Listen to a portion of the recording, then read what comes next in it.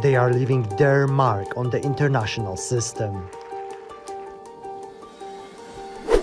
BRICS, Brazil, Russia, India, China, and South Africa are preparing for their next summit. Since Russia's invasion of Ukraine, BRICS actually gained a second momentum. Now there are calls for the group to grow. We should start discussions around BRICS expansion. But what exactly is BRICS and what does it want?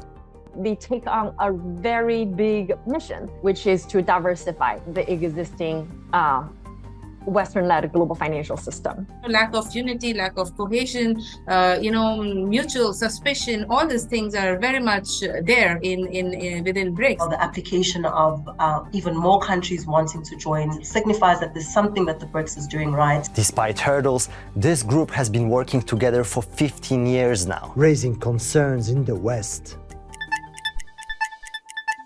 Ironically, the seeds for BRICS were sown at a US investment bank. In 2001, an economist at Goldman Sachs pointed out the fast growth rates in Brazil, Russia, India and China, coining the acronym BRIC. Even though their economies have slowed down since, these countries took the idea and ran with it. What they created is not an international organization, but a platform for cooperation and exchange between the governments. In this way, it's similar to G7, the group of the most developed countries. BRIC leaders gathered for the first time in 2009, shortly after the start of the global financial crisis. South Africa joined 2 years later, adding the S to BRICS. The global financial crisis really made members of the emerging market, members of the global South, started to question the relevance and the trustworthiness and the credibility of the US-led global financial system. Dominance of the US and Europe in institutions like the World Bank and International Monetary Fund, both based in Washington, D.C., particularly draws criticism from BRICS. One cannot deny that the global system now is characterized by some unfairness, no equality between countries of the developing South and countries of the developed North. There are deep shortcomings in the current international architecture, which does not reflect today's politics, economics, demographics, and aspirations. This imbalance is illustrated by a comparison with the G7 group: Canada, France, Germany, Italy, Japan, the United Kingdom, and the United States. Whereas the G7 makes up 10% of the global population, BRICS countries are home to 41% of all the people in the world. But still, some 43% of the world's GDP is concentrated in the G7 countries, whereas BRICS account for over a quarter of the world's economy. To make their voice stronger, BRICS have used a twofold strategy. On the one hand, they lobby for reforms of the World Bank and the IMF. On the other hand, they put forward their own institutions, like the New Development Bank, which opened in 2017. It finances development projects in member states, such as electric buses in Brazil, a hydropower plant in Russia, or water supply in India, and it does so in a way that often suits these countries better. Just the architecture of the New Development Bank is one that is very different from the other financing institutions. The IMF or the World Bank have something called the Structural Adjustment Program. So we see that as a conditionality. You getting this finance, but this is what you need to change in your country. So it's kind of just imposing themselves on those individual countries. And we see that a lot in African countries who are borrowers in these institutions. So that's the key difference, is that the New Development Bank does not provide conditionalities. The bank also promotes the use of national currencies of BRICS members. Both the NDB, the New Development Bank, and the individual BRICS members have this shared interest, which is to create an alternative financial system by using local currency in trade, in investment, in developing their own local currency bond market. But BRICS is operating in the real-world international financial system, in which the dollar is still king. So ever since Russia was sanctioned for invading Ukraine, the BRICS Bank has stopped financing projects in Russia to avoid being sanctioned itself. The idea of a common currency has been repeatedly floated, but has yet to gain any political traction.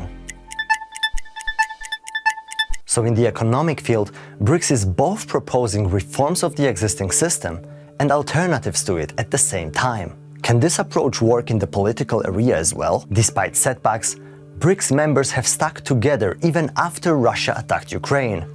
Most notably, China, India and South Africa abstained from condemning Russia in the United Nations.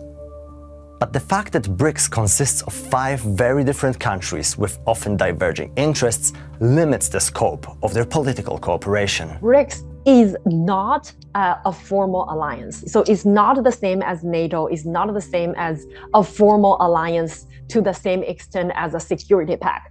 Rather, it is an informal partnership. The idea is that members can share the BRICS platform to talk about certain issues of their shared interests, and every country have a veto power. And in areas where they do not have mutual interest or where there are divergences, they actually then revert back to their national interests and national approaches. This has particularly been the case between India and China in recent years. Border skirmishes, like this one, have put the 2 most populous nations on Earth at loggerheads. They kept meeting at BRICS summits, but slowed down each other's ideas. So, while Russia and China are now in rising tensions with the West, India is doing a balancing act. So for India, BRICS and G7 are not in contradiction to each other. India has been seeking greater partnership with the US, with Japan, with Western Europe in order to support its development process. India believes that these countries, may be in relative decline, but they still remain the key source of capital, technology, markets, on which India can depend on where it can seek access to.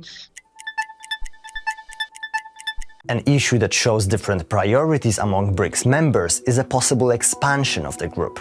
South Africa said over 40 countries have expressed interest in joining it. Among them are countries like Argentina, Saudi Arabia and Indonesia. An enlargement has been promoted by China, but discouraged by India, which sees it as strengthening Beijing's influence. Many in China felt that by limiting BRICS mechanism to the original 5 members, is reducing its overall global influence, its right to speak at the global platforms. Also, in the backdrop of the intensifying China-US competition, it is trying to get more and more emerging economies from all over the world to join China's supply chain. Whatever the outcome of their negotiations, the discussion shows that BRICS might usher in the creation of a wider international bloc of countries in the global south. Could this work? And over the years, we've seen the BRICS agenda expanding. So it's not just about economic diplomacy, but actually it is emerging as a bloc that looks at all critical areas of international cooperation. There is a lack of identity. There is less cohesion in terms of decision making. So these are the shortcomings that BRICS is facing right now, and that is one of the reasons why some of its member states are so they're so interested in expanding the scope of BRICS to address these challenges.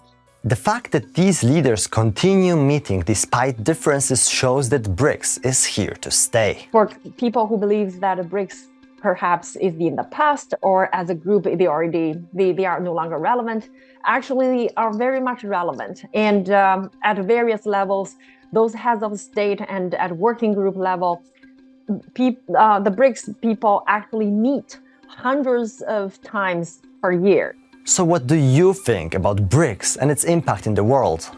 Let us know in the comments.